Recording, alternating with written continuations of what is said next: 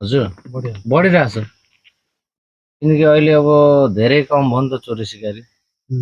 अब अहिले जस्तै अब 24 घण्टा गस्ती हुन्छ नि त यहाँ अहिले चाहिँ हुँदैन 24 घण्टा गस्ती हुन्छ प्लस तपाईँको बाइचान्स राति भेटिहाल्यो भने सिधा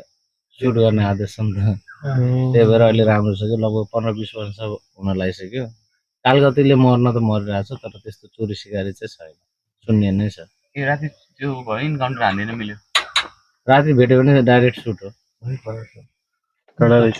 दिउँसो चाहिँ नर्मली सोधपुछ गर्छ होइन दिउँसो चाहिँ अनि राति भेट्यो भने चाहिँ सिधै